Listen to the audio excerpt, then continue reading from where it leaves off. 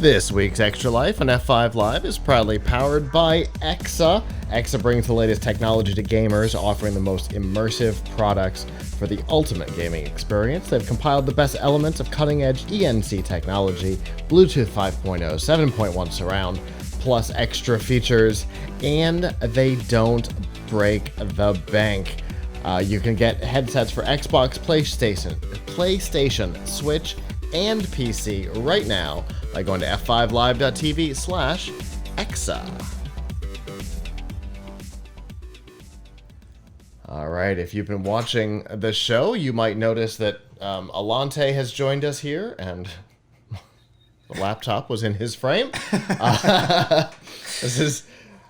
warned everybody earlier that we've made some changes to the studio, and we're still trying to figure out how all of it works, and the laptop will be a challenge. So, good to know. This week was Sony's State of Play event. Normally in June, what we see is a big splashy press event at E3, but since E3 2022 has been canceled both in person and digitally, and probably in perpetuity, is our guess, Sony decided to do a standard State of Play. And by standard, I mean they basically did their E3 press conference, but streamed it a little early. A lot of the other studios and companies are doing their broadcasts within a window of the Summer Games Fest, which is scheduled for this coming week, I think. Believe so. I can find out here in a second. Pretty soon. Yeah, it is coming up. Yeah, their website's not the best. So, anyway, it doesn't matter. It's coming up, I think, this week. June 9, 10, 11, 12. Microsoft's will be on the 12th. Geek Week for Netflix is June 10th. A lot of companies are basing it in here, but Sony did not. And so they're getting all of our attention today, which is probably the reason why they did it. Not because of us, but because everybody is giving their undivided attention to Sony. They announced some cool stuff. It was a good move. Not even necessarily announced, but gave us new information and video on new stuff. I know his favorite. I don't even have to ask. So I think we should just get into Street Fighter 6. Oh, of course. I mean, the reveal trailer for Street Fighter 6 showed off quite a few things. Showed us some gameplay, showed us some mechanics that the mechanics don't look new. They look refreshed. Polished. They look really polished. They look like they function a little differently now. A lot of Street Fighter players from the past, if you've played like Third Strike and things like that, you might notice that there looks like there's a parry system now. Looks like I'm off, but there's a parry system that looks like it's returned. That's universal for everyone. Street Fighter 5 doesn't have a parry system, but certain characters had parries, like Ryu and I think Gil had one with their V systems. But this one seems to be bringing back some kind of crazy parry mechanic that everybody seems to be able to utilize, and it looks like they've got some kind of Guilty Gear Strive-esque counter system along with it, where when they hit this big hit, it freeze frames the fight, zooms in really close, and then bam, start your freestyle combo. So, and I mean they've really brought the visuals. They started this visual with like the black and white red ink and it's evolved with each game. But now it's just big splashes of colors everywhere. It almost like Splatoon style, like some of the ink splashes on the ground. Yeah. Even, which is totally new. And yeah, they talked about that a lot. I don't know. Real quick, we're going to make a change in here so Alante can be seen since his camera is failing on us for some reason. Avram, did you get to see any of the State of Play? Not a lot, because I'm not a big PlayStation player. But actually, I should say I'm not a PlayStation player at all right now since I gave up my PS3. But I know folks were, I don't know, some people were upset that Spider-Man is coming to the PC. Why be upset about that? I'm excited about it. Me too. I mean, that would mean I could actually play it, which would be cool for me. I think the thing is that I guess folks feel that it was an exclusive for PS. Was it a PS5 exclusive or a PS4 exclusive? Depends on the title. And right, and that it was some kind of broken promise or whatever to folks that now it's suddenly going to be available for PC. Yeah, well, gamers are a little odd sometimes, to be perfectly honest. Yeah. So, it is what it is. I mean, I get it in the sense that, like, without exclusives, you kind of there's a blurrier and blurrier line between Xbox, PS5, and PC. So without exclusives on one or the other, it's very easy to make the case that you should just get whatever you want, or whatever is available, or whatever is cheap, which is not great for the PC world because we're the least cheap. But true. Honestly, but it would be an argument to getting an Xbox. I'm pretty happy that that the shift has been kind of going more towards PC. Like I'm right now, I'm kind of in the boat of PC and Switch, and that seems to really kind of be the sweet spot this current generation. Because a lot of games are coming over to PC. And it takes a little time for it to get there, but a lot of games are coming over to PC. Nintendo stays in their realm, and I've got that one. So, it's I feel like this generation in particular, it's good to be a PC indeed player for the most part. Yeah, if you could get a graphics card, which now you can. Yeah. Sure, you can. Yeah. Until recently, it wasn't so easy, but the last couple of months, the market is definitely improving. So if you have the money to spend, you can get a graphics card for close to MSRP. Absolutely. Yeah, it's pretty nice. So on the Street Fighter topic, I don't know if you mentioned this because I was panicking a little bit about the camera. The commentary. Yeah. So I'm shocked by this. I think we all know in past games, whether it be fighting games or not, Madden is kind of famous for generic nonsense commentary. Boom shakalaka. Right. That you do a certain thing, they say a certain thing, and after you've played it a little while, you want to punch your TV. But that doesn't seem to be the case here. This seems like there is a huge library of legitimate commentary recorded by actual game callers that's more like AI driven on when it should and should not play versus just there's 3 things that happen if you make a touchdown. Yeah, Madden's a great example, an easy example of how it works. And even some fighting games like let's say Marvel vs. Capcom 3, for example, they had a couple of commentary voiceovers that would lay out very generic things that would happen. If the fight goes into the air, they say air combo. If they say, a counter attack happened, they'll say a counter. What kind of damage are you gonna do? And Capcom has had that kind of stuff for a long time. Really, only Capcom, now that I think about it. But them actually, and I mean they're using a voiceover of someone who has been he goes by the name of Vicious, has been doing commentary for their actual Capcom Pro Tours That's, to me, that's exciting. Using someone that we have seen and heard over the years, you know, for Street Fighter V and other games as well. I mean, good for him.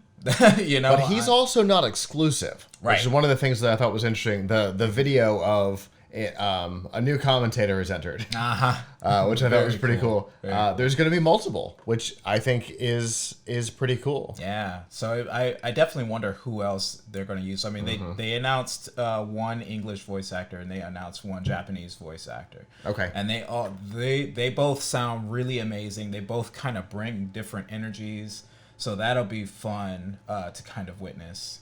But I love the direction of this game so far. The hub looks amazing. It looks like they've got a good campaign mode going on that people have really been asking for. You know, we've had these really competitive fighting games where it was just nothing but straight fighting. Yeah. All right, cool. That's great, but now we need to get into some content that's going to make these games worth the $60 that we're playing, plus, you know, multiplayer and story. Yes. There's been a lot of push towards that across the industry. Yeah. Before we move on, I'm going to use you to grab that camera and unplug it before I throw it, because it keeps beeping at us. So another franchise that we're all familiar with that we saw some new stuff on was Resident Evil. Yes. No new games, but 2 new takes on previous titles. The first is Resident Evil 4 Remake, which is it is a remake. It's not a remaster. The story is going to change. The gameplay is going to change. It is therefore kind of a new game. It's a little scary. Because 4 is one of their best games. So they could screw that up. They kind of they had a really good start with the Resident Evil remakes, and then it got a little rocky. So, you know, we're all kind of, fans of the franchise are a little afraid that this may be another misstep. We don't need a GTA remaster. Nope. So it's, but I mean, it looks good. You know, they're using the current Leon model and giving him his, the outfit from the original Resident Evil 4, you know, the brown leather jacket. Which that was kind of cool to see. So that we'll see. It also appears to be done in the new re-engine, the RE engine. Yep. Which is what Resident Evil 7, Village, which we'll talk about in a second, are done in. Meant to mention Street Fighter 6 is also in the RE engine. Yes. Yeah. So they're killing it. This engine is solid. Yeah. So it's, you know. That's what made those splatters that you were talking about possible, apparently. I read a whole thing from Capcom on how that was working. Yep. And then we have The Village, Resident Evil Village. Nothing new there, except that it's coming to PlayStation VR 2. Yes. So get a nice... interesting new perspective, quite literally. Get a nice first-person view of Lady Dimitrescu. Oh no. Oh, I hadn't. Oh no. That's what all the gamers want, even though she always shows up in the game for like 10 minutes. But whatever. Oh, the web is going to be a mess for a while. So with that, let's move on to something else. How about Final Fantasy 16? Yeah. So they finally showed off some gameplay. Yes. Of Final Fantasy 16. It is gorgeous. It is an absolutely beautiful game. The gameplay looks really interactive, and solid, and fast. Back to Final Fantasy. Yes. Not these weird little side quests that the studio's been going on, right. but back to Final Fantasy proper. Yeah. They've been remastering old titles. They've been doing different types of games in the universe, but this appears to be like a proper Final Fantasy. They've been, you can see getting punched a little bit. You could see the steps that they've taken since, I want to say it started with Crisis Core, Final Fantasy, one of the side quest games. But it's that battle system has evolved between Final Fantasy 13, Final Fantasy 15, into Final Fantasy 7 Remake, and and this is where we're at now. Is Final Fantasy 16, and I think it looks really good. Yeah, it really does. Yeah. Those were the major titles. Yeah, lots of stuff coming to VR. There was a huge focus on VR, not just Village, but we've got Horizon Call of the Mountain, which will be exclusive to PSVR 2. Yep. We've got The Walking... Too many words. Oh my god, too many words. Okay. The Walking Dead, Saints and Sinners, Chapter 2, Retribution. That's too many words, guys. 2 colons. Yeah.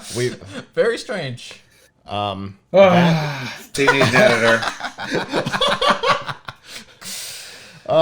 Very strange. Anyway, that's coming to both original PSVR and PSVR 2. If you have a first generation on the PS4, you'll have that this year. And if you have the new version, you have to wait till next year. Ha! And there were some nice indie games mixed in there too. I'm trying to remember the title that had the little fox character. The fox character or the little cat? It might be a little cat. Not sure, but it was one word. Yeah, the cat is called Stray. Not that one. Okay. Not that one. Okay. This one was it was an action RPG. Tunic. I see it. I was going to say, the other one on here that's not Roller Dome.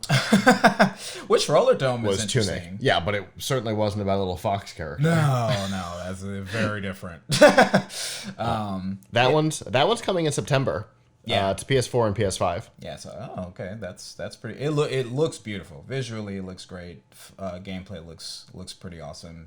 Nice dungeon crawler type of game. So Roller Dome coming officially to PS4 and PS5 in fall of this year. Which is not the first rollerblade game we've seen. Nope, because we were watching one the other night.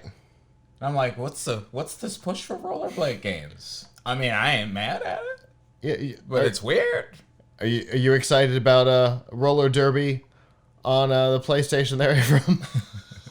Oh, I can't wait. I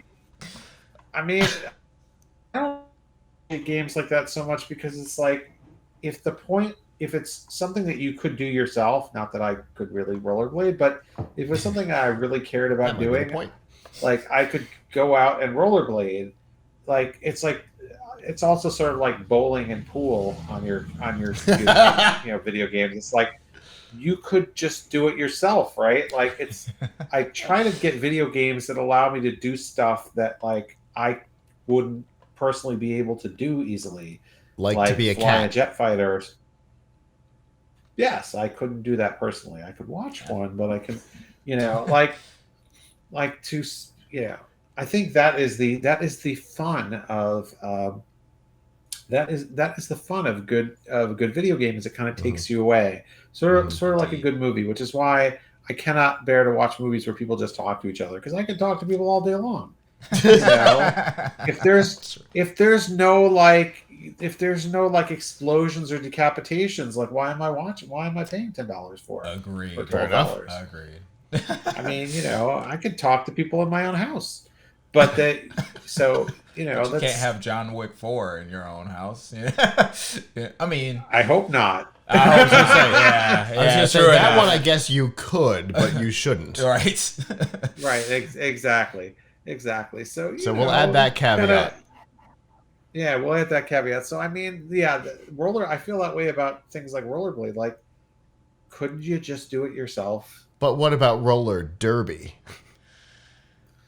I mean, if you had friends. You know what's funny is the rollerblade game that they showed off in the State of Play is a little bit of John Wick mixed in there. it had some guns and stuff, and you're flipping around and shooting enemies. It's really crazy. I was like, okay, all right. So, what was your big takeaway? I think PlayStation killed it. Mm-hmm. This was easily. I think this was their best State of Play, and I think that seems to be the industry's general consensus. Yeah, and I think they need to they need to understand that this is the kind of stuff that they need to bring for their future state of plays.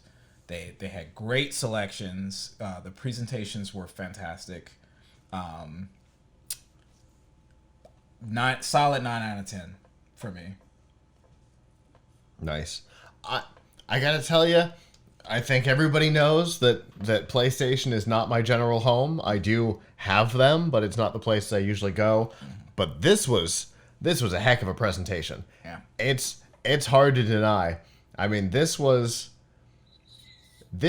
in reality the way people tried to pretend the PS4 reveal E3 presentation was. Because that one wasn't great. It was mostly Hip Hop Gamer that made that presentation interesting, shouting from the audience. Outside of that, it wasn't that great of a presentation. They just tried to undercut Microsoft from the night before or that morning or whatever it was. But I think this was as good as they tried to pretend that one was. Just absolutely killed it. And now we've got, 7 days until Microsoft's? We got a week from right now until Microsoft's. Ooh. I have a feeling they're going to have to make some changes. Yeah. So I've heard a few rumors, and they sound okay. Mm-hmm. But although, in fairness, outside of xCloud getting leaked pretty early in development, and Spartan, is that the name of the streaming stick? Outside of those two things, they haven't had any big leaks for a while. So maybe that's a good thing. Yeah, it's possible that they've just been controlling the narrative. It was pretty funny to see them Xbox Game Pass, when they announced the event, Xbox Game Pass replied on Twitter and said, "Oops, were we supposed to prepare something?" I remember that. Which suggests to me that they've probably got something big coming to the Game Pass platform. So I mean, I guess they're going to need something big to come to Game Pass platform, because coincidentally, I don't know if you guys saw this because it was such a minor kerfuffle on the internet, but we love minor kerfuffles. Right, so maybe you saw this because it's an Xbox related minor kerfuffle.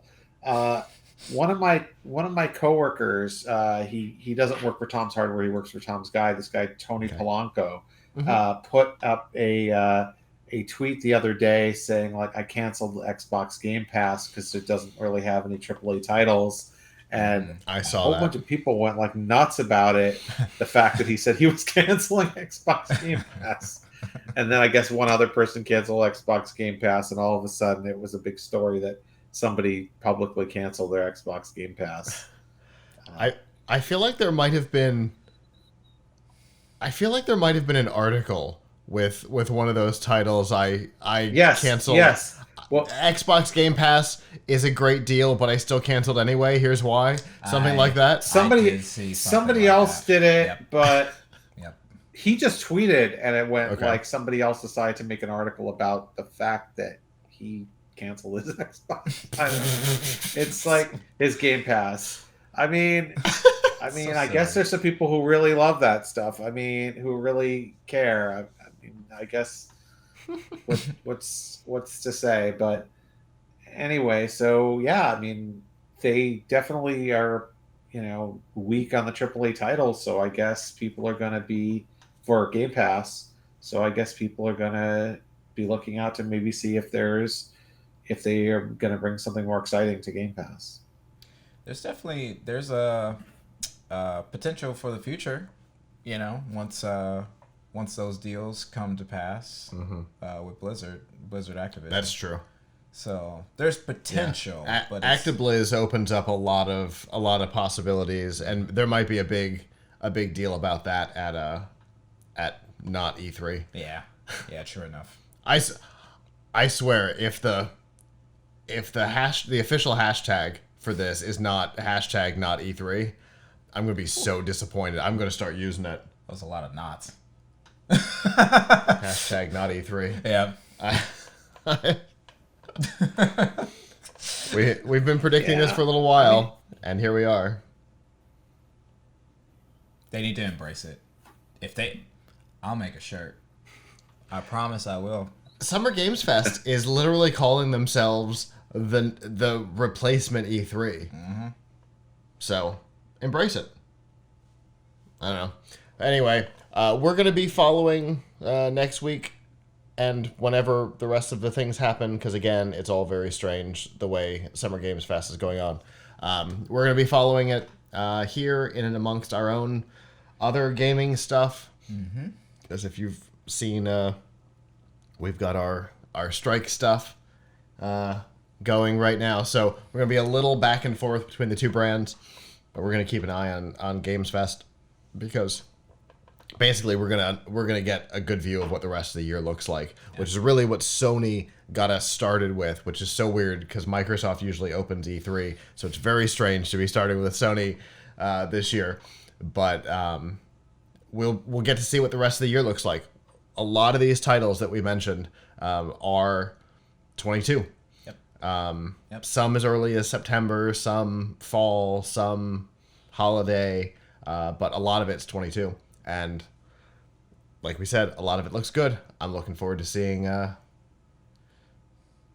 what the rest of the studios have to show us and what Microsoft has to show next week, right before our show, of course. So we'll be coming into F5 next week in a little bit of panic because Microsoft, I think, will just be coming down at that point. So anyway, lots of cool stuff. We've got obviously we've got an article. We've also put together a playlist of all of the individual segments from the State of Play for all of the games that we talked about in the order that they are in the article. So definitely check that out at PLUGHITZlive.com/the-upstream. Alante, thank you for joining us for this topic. Absolutely. And we will see you back next time. We got a big gaming topic, probably next week, talking Microsoft and the rest of Games Fest. Yeah, quite possibly. See you guys later. Good to see you, Abram. Yeah. Great to see you. Happy birthday. Yeah, thank you. 35. It looks good on me. It does. Bye, world. Hello, YouTube. Thanks for watching, and I hope you enjoyed this episode of F5 Live Refreshing Technology. If you did, please subscribe to the channel down below, and of course hit the notification bell because we know that subscriptions don't mean much on YouTube anymore. If you've got topics that you'd like us to talk about in the future, please comment them down below. And if you'd like to not follow us on YouTube, there's lots of ways that you can follow along with our content by going to PLUGHITZlive.com/subscribe. There you'll see all of our shows and all of the ways that you can watch, listen, and follow along.